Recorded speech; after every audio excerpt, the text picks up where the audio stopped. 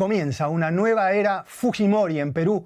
Keiko, la hija del expresidente Alberto Fujimori, asume el poder tras ganar unas elecciones de extrema polarización con menos de 50.000 votos de diferencia. Fujimori dice que gobernará con mano de hierro. Claro, la profunda crisis de inseguridad que azota al país marcó la campaña electoral.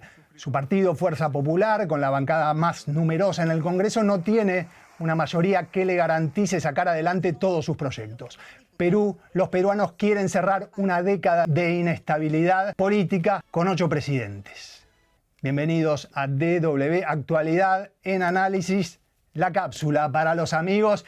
Y hoy analizamos la situación en Perú con Bruno Rivas, doctor en Ciencia Política y docente universitario en la Pontificia Universidad Católica de Perú. Lo tuvimos hace poquito, el día después del balotaje de la segunda vuelta en Perú, y también recibimos a Álvaro Zapatel, profesor de Economía y Políticas Públicas de la IE University, Universidad en Madrid. Gracias a ambos. Yo soy Andrés Goldschmidt. Bruno, vamos a empezar con vos. Arranca, como decíamos, la presidencia de Keiko Fujimori. ¿Cuáles serán las primeras medidas y qué indicios, si es que hay alguno, nos dan los primeros anuncios sobre el gabinete que se conocieron en los últimos días? Un gusto saludarte, Andrés, a ti y a tu audiencia. Bueno, lo primero que podemos observar según las últimas informaciones es que la estrategia del nuevo gobierno va a estar enfocada en 3 dimensiones, ¿no? En primer lugar, el combate contra la inseguridad ciudadana, que es uno de los grandes problemas que lastra el país en los últimos 10 años, ¿no? Ha ido creciendo la inseguridad, las extorsiones, entonces ese es un tema que todo el mundo o todo el país está esperando soluciones. En segundo lugar, la reactivación económica. Si bien la economía peruana se ha mantenido estable, no ha crecido más o menos en los porcentajes que se crecía antes de la pandemia. Entonces esa es una gran preocupación que tenemos también los peruanos y el sector económico. Y finalmente, un tema más coyuntural que tiene que ver con el fenómeno del Niño, ¿no? Hay mucha preocupación por la llegada del fenómeno del Niño. Se prevén muchos daños que va a traer este fenómeno natural. Entonces, en ese sentido, lo que se espera en este primer mensaje presidencial de la presidenta Fujimori está dirigido a ello, ¿no? A ver cuáles van a ser las medidas para poder paliar. Los nombramientos que se han realizado no sorprenden a nadie. Tenemos ya 3 nombramientos, uno vinculado al ministro de Economía, Elmer Cuba, el presidente del Consejo de Ministros, Galarreta, un personaje del partido de Fujimori muy cercano a ella en los últimos años. Y quizás la nominación que más genera vilos de hacia dónde se va a dirigir este gobierno, al menos en política exterior, es el canciller, ¿no? Que es Carlos Spa, ex candidato presidencial de derecha liberal, pero muy cercano a Estados Unidos. Trabajó muchos años en la embajada estadounidense, y eso mostraría justamente una de las miradas o uno de los caminos que ha estado marcando el gobierno de Fujimori, que es un acercamiento con Estados Unidos, con el gobierno de Donald Trump, en esa búsqueda de formar parte del escudo de las Américas. Este es un guiño claro, ¿no?, hacia las intenciones que va a tener el gobierno fujimorista. Y a todos esos puntos que tocó Bruno, ya vamos a ir más adelante en el programa. Antes de ir a una pregunta para nuestro segundo invitado, quería quedarme con Bruno.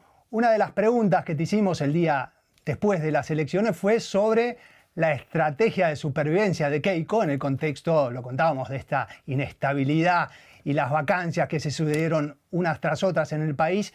¿Qué podemos saber hoy sobre esa estrategia de supervivencia en el poder, por la composición del Congreso y también por los anuncios que ya se hayan hecho desde los diferentes sectores políticos? Recordamos también el contexto, que Fujimori ganó las elecciones, pero la mitad de los electores votó en contra.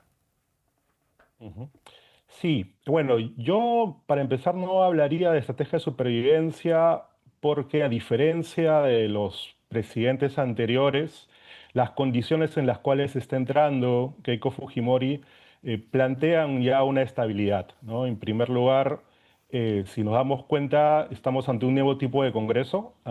Antes teníamos un Congreso unicameral, ahora tenemos más bien dos cámaras, una Cámara del Senado y una Cámara de Diputados, ¿no? Y la Cámara del Senado tiene unos poderes muy por encima de la Cámara de Diputados. Incluso se podría hablar de que, de que se podría pensar en un Senado que gobierna por encima del Poder Ejecutivo, y ese Senado está en manos justamente del Fujimorismo y sus aliados, ¿no? Ha habido una elección hace un par de días justamente de la presidencia del Senado y por un voto terminó ganando la alianza del Fujimorismo con Renovación Popular, ¿no?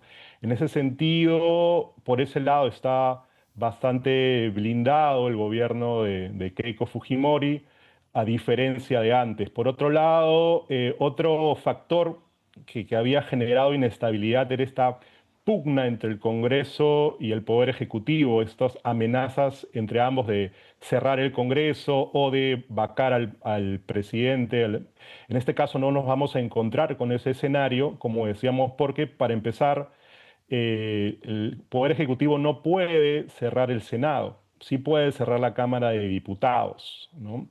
Y por ello se ve muy difícil que se pueda aplicar una vacancia contra la presidenta Fujimori debido al control que tiene el Senado y debido justamente a los poderes que tiene este Senado frente a lo que tiene la Cámara de Diputados. Entonces, yo no pensaría como, digamos, en una estrategia de supervivencia porque ya, digamos, de alguna manera la estructura está generada para que haya un sostenimiento de este nuevo gobierno. Y ahora sí, vamos a Álvaro, justamente esta contraposición que hacíamos entre la inestabilidad política, que de alguna manera nos cuenta Bruno puede ser subsanada, y la estabilidad económica que siempre se destaca cuando se habla de Perú. La figura, por ejemplo, del presidente del Banco Central, Julio Velarde. Pero Álvaro, ¿cuáles son los puntos dentro de esa estabilidad? Algo nos mencionaba Bruno antes. ¿Cuáles son los puntos problemáticos de la economía peruana? Correcto, Andrés, Bruno, un gusto estar con ustedes hoy. Como bien indicas, Andrés, efectivamente, la estabilidad macroeconómica peruana es uno de los grandes puntales que han permitido que el Perú maneje un contexto económico, digamos, esperanzador, a pesar de las macroeconómico esperanzador, a pesar de la coyuntura política que ha sido dramática en los últimos 10 años, como habías anticipado, 8 presidentes en una década. Y eso tiene que ver mucho primero con la estabilidad del BCR. Como sabemos, el ente emisor tiene como cabeza a Julio Velarde, que ya lleva 20 años a la cabeza del Banco Central de Reserva, y eso ha sido indicador claro para los agentes económicos de un mensaje de continuidad y de un manejo profesional de la política macroeconómica del país. Esto lleva a que, por ejemplo, Keiko Fujimori reciba el tipo de cambio en un promedio de 3,40 y que podría terminar, según la misma proyección del Banco Central de Reserva, entre 3,34 y 3,36 soles al dólar. Sabemos también que la inflación ha tenido un pequeño incremento por fuera del rango meta de 1 a 3%. Estamos hablando de un 4% interanual a junio de este año, y tiene que ver con las expectativas de los agentes económicos sobre lo que ya puede ocurrir con el choque externo que viene a ser el fenómeno del Niño, que bien anticipa también y comentaba Bruno, y por supuesto también en las condiciones internacionales, ¿no? Hemos sabido de las condiciones que a nivel internacional se han vivido por los conflictos bélicos en Medio Oriente, el incremento de precios como del combustible, efectivamente, que evidentemente tiene una reacción en cadena hacia otros elementos, pero algo a destacar importante es que aunque la inflación ha sido de 4%, la inflación subyacente, que es, digamos, excluyendo alimentos y energía, en el Perú ha sido de 1,6%. Entonces, esto quiere decir que hay una oportunidad para, a partir de política macroeconómica prudente, debido a que el BCR, como otro de sus atributos, tiene cerca de 100 mil millones de dólares en reservas internacionales, puede intervenir el mercado cambiario vendiendo dólares para nivelar o balancear y estabilizar lo que podría ser una mayor volatilidad en el tipo de cambio.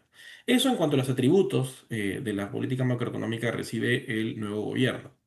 Problemas que pueden encontrar a partir de lo que también ha anticipado Keiko Fujimori recientemente. Ella indica que el panorama que recibe es desolador, que como sabemos a nivel macroeconómico no es tal así, pero podría ser debido a que a la fecha se ha identificado que hay un total de aproximadamente 2.200 obras paralizadas a nivel nacional, y eso es aproximadamente 70.000 millones de soles que están ahí pendientes de ejecutar. Eso en porcentaje de presupuesto público, estamos hablando de cerca de un 30% de lo que podría ser el total de presupuesto en obras paralizadas.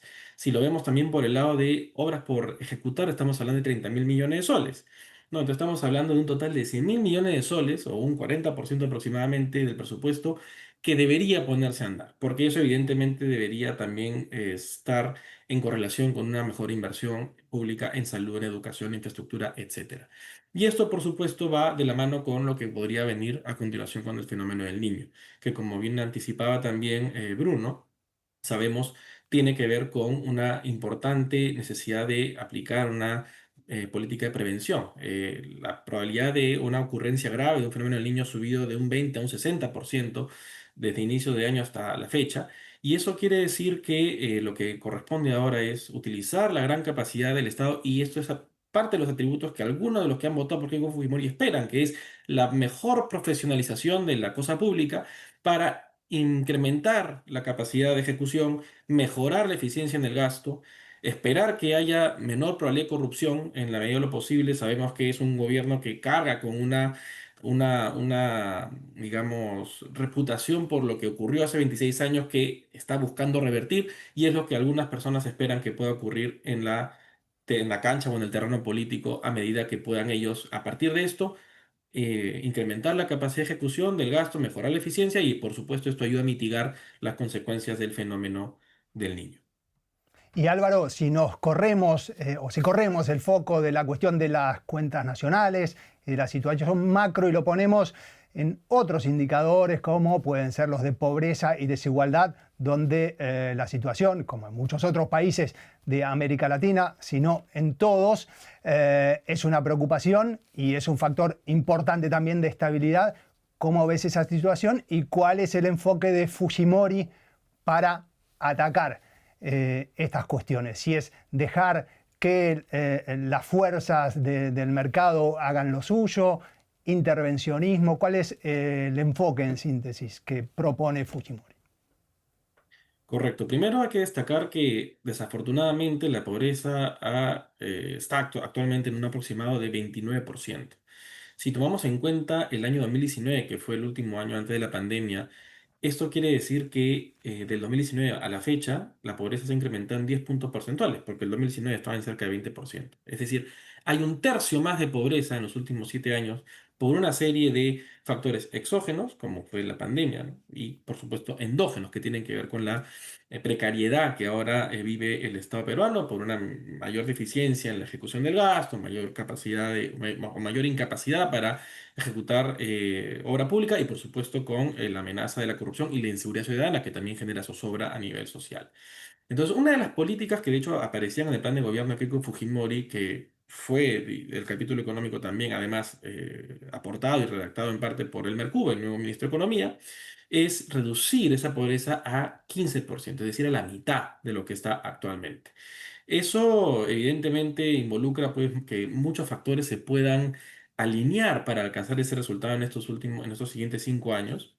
Y como bien anticipabas, el gobierno de Keiko Fujimori va a tratar de apalancar esa reducción de pobreza principalmente en un incremento en la inversión privada, y que eso también se traduzca en mayores oportunidades de empleo formal. Eso es muy importante porque a la fecha hay un número que atormenta a la, digamos, gestión pública peruana por décadas, y es que el 70% de la fuerza laboral del país es informal, y ese número se ha mantenido de forma casi constante en los últimos años, en varios años. Entonces, reducir la informalidad tiene que ver, por un lado, con generar mejores capacidades para adquirir empleo formal, que las empresas, las MIPES, también cuenten con las herramientas para poder incorporarse al sector formal, y, por supuesto, empezar a contribuir de tal manera que también la capacidad tributaria y la presión tributaria del Perú suba. La presión tributaria del Perú es aproximadamente 14-15%, que es bastante menos que lo que, por ejemplo, se ve en un promedio de los países de la OCDE, que es entre 20 y 22%. Entonces vemos que hay un círculo vicioso estructural en el que una menor presión tributaria tiene un importante correlato con una gran eh, porcentaje de la población en informalidad, y que a su vez eso también reduce la capacidad del Estado para poder generar mejores servicios debido a la menor recaudación. Eso por un lado, pero también por otro, importante, mejorar la eficiencia en el gasto público e incrementar y activar las obras paralizadas para que el dinero que ya está, porque el Perú tiene recursos, pueda ponerse en marcha y activar estas obras tan necesarias y tan urgentes. Bruno, en este contexto, es decir, la situación económica, la pobreza, la desigualdad, ¿se puede evaluar el apoyo a Keiko Fujimori con este clivaje rico-pobre, rural-urbano, o hay un apoyo transversal, como fue el caso, yo soy argentino, como fue el caso, por ejemplo, de las últimas elecciones de Javier Milei en Argentina? ¿Qué datos tenemos sobre eso?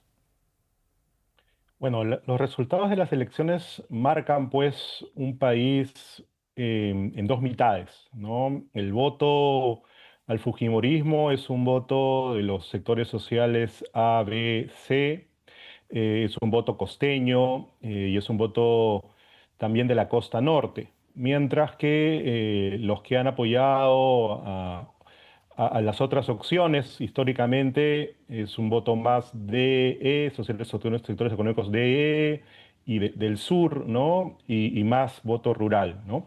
En ese sentido, como vemos, hay una gran distancia, ¿no? Entre las facciones. Em, por ello, sería muy importante lograr quebrar esa gran brecha de desigualdad que es uno de los grandes pendientes que tiene nuestro país y como bien lo indicaba Álvaro, ¿no? Ahora bien, lo que podemos encontrar también de las últimas encuestas es que hay un porcentaje bastante alto, ¿no? de ciudadanos que señalan la necesidad de darle una oportunidad a Keiko Fujimori, ¿no? Una encuesta que salió hace un par de días señalaba que el 71% de los encuestados señalaban que Keiko Fujimori merecía la oportunidad de demostrar que su capacidad de gobierno. Sin embargo, hay otro dato bastante revelador sobre la elección de Keiko Fujimori, es de que podemos ubicar de que las expectativas de su gobierno están entre la preocupación y el optimismo, ¿no? Un 39% está preocupado por la elección de Keiko Fujimori y un 37% está optimista. Entonces, más o menos podemos reconocer también en esas encuestas, en esos sondeos, cómo está el país, ¿no? Todavía nos encontramos ante un país dividido, ante un país que no necesariamente está de todo conforme con la elección y que tiene también que ver con lo que conversábamos en la última vez que hablamos, ¿no? En esta idea de que Fujimori ganó con un voto menor al 20%, ¿no? Entonces hay mucho allí por realizar. La segunda vuelta fue una especie de plebiscito, ¿no? Fujimorismo, antifujimorismo, que ya lo habíamos visto en las últimas elecciones. Y nuevamente el margen fue súper estrecho, como lo indicabas al inicio, ¿no? Entonces tiene mucho que probar el fujimorismo, aunque como señalábamos, empieza con un escenario distinto a los otros gobiernos, con una inestabilidad probablemente que no va a estar presente, al menos en los primeros años, desde el aparato de la estructura de gobierno. Y además hay que reconocer también que la inestabilidad durante buena parte de estos años estuvo muchas veces motivada por el mismo fujimorismo, ¿no? Ahora que le toca hacer gobierno, vamos a ver cuál va a ser su posición, ¿no? O cómo va a lidiar ante lo difícil que puede ser gobierno en el Perú. Si mencionamos al principio, vuelve el fujimorismo al poder en Perú. Para muchos analistas, en realidad la situación es que también era un factor importantísimo del poder en el país, aún antes de ganar las elecciones. Bruno, pasamos de tema, vamos a tratar de tocar la mayor cantidad de temas posibles en este breve espacio que tenemos. Vamos a la seguridad, el crecimiento de la criminalidad que comentabas al principio. En el mundo parece que hoy se premian las propuestas de mano dura, pero es verdad que en Perú el nombre Fujimori se asocia a graves violaciones de los derechos humanos. Entonces la pregunta es, ¿cuáles son hoy las expectativas de los peruanos, según los sectores también, en este ámbito?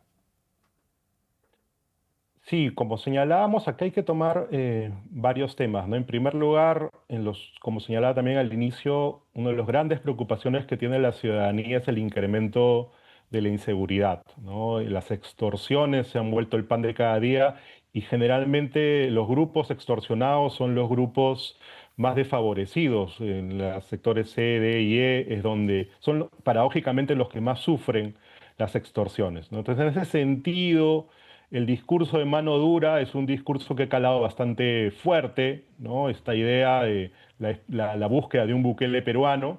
Y justamente la campaña de Keiko Fujimori estuvo dirigida, ¿no? a plantear un gobierno de ese talante, de ese estilo, ¿no? Planteando además propuestas como construcción de megapenales, con esta idea de una participación también de las Fuerzas Armadas.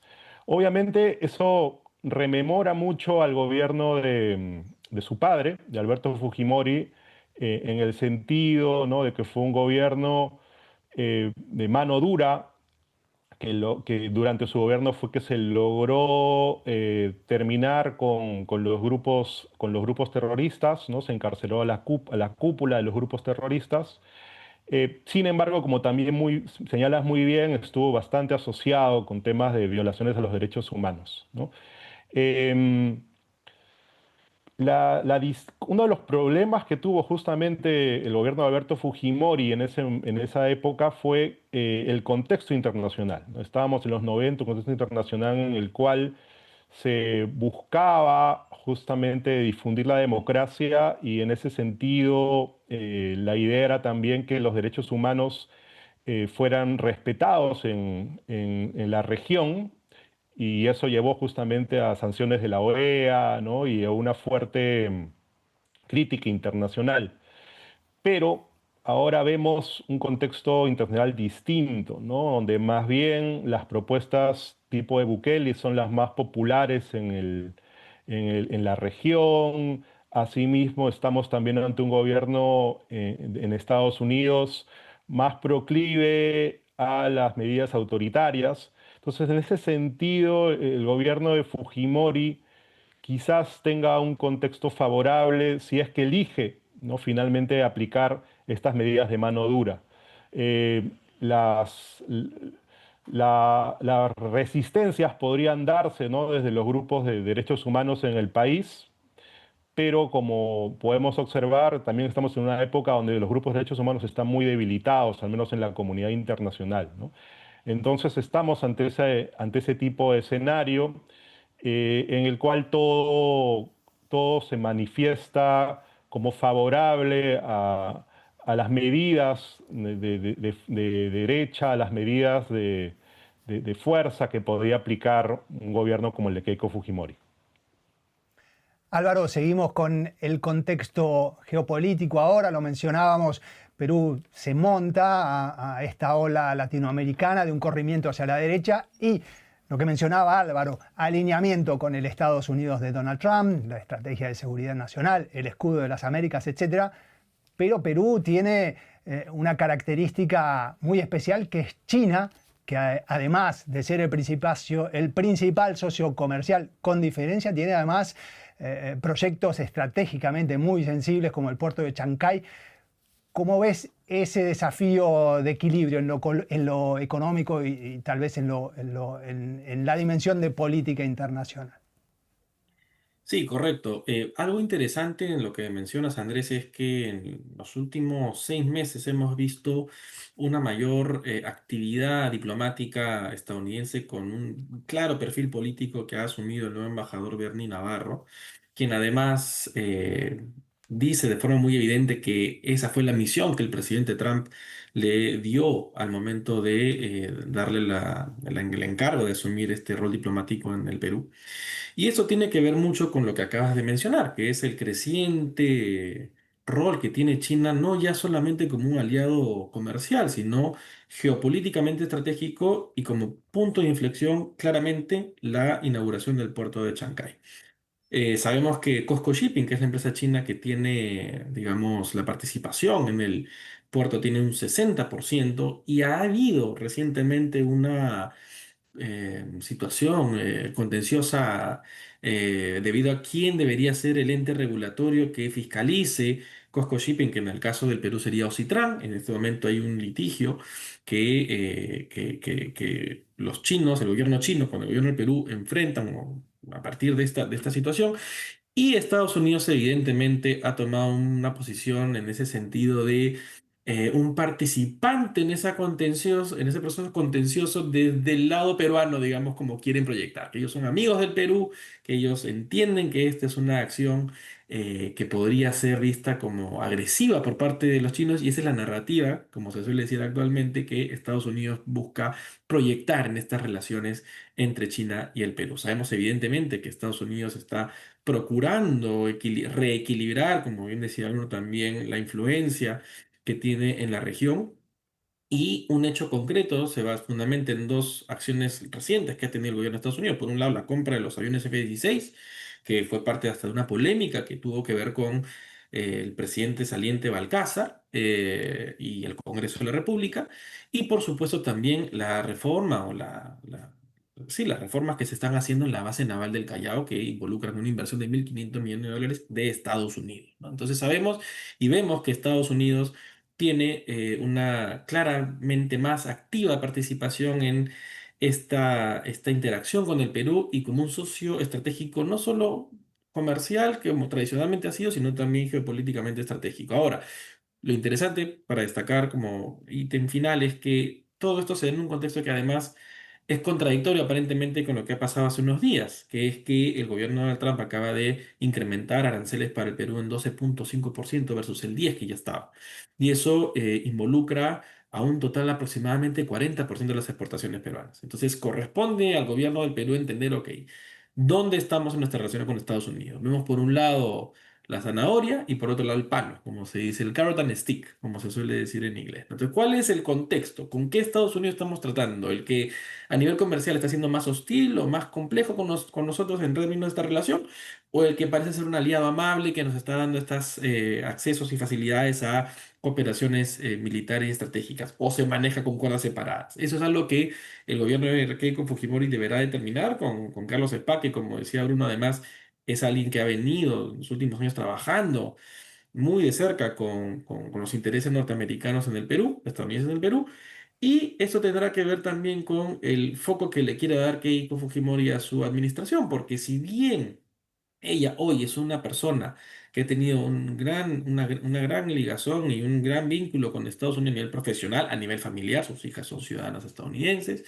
También es curioso verlo en contraste con lo que fue la relación de su padre y su gobierno en los 90 con China, que fue uno de los principales promotores de esa profundización a partir del interés del gobierno de Alberto Fujimori por incrementar el capital y la inversión extranjera y viendo China, el Perú como una oportunidad hace 30 años para incrementar esas alianzas. Habrá que ver si es que ella mantiene esta relación pragmática con ambas potencias, si hay alguna preferencia con una versus otra, o si buscará mantener cuerdas separadas entre lo militar y geopolítico versus lo comercial en ambas relaciones comerciales y geopolíticas. Bueno, vamos a seguir de cerca la labor del futuro canciller peruano que se llama Spa, pero no va a tener mucho descanso. No tenemos tiempo para más, tenemos que terminar aquí con nuestro programa DW Actualidad en Análisis y les agradecemos a ambos, a Bruno Rivas, doctor en Ciencia Política, docente en la Universidad Católica de Perú, y a Álvaro Zapatel, profesor de Economía y Políticas Públicas de la IE Universidad en Madrid. Mi nombre es Andrés Goldschmidt. Agradecemos a todos por mirarnos o por escucharnos en formato de podcast en cualquiera de las plataformas en las que ustedes escuchen sus podcasts. Me despido aquí y hasta la próxima.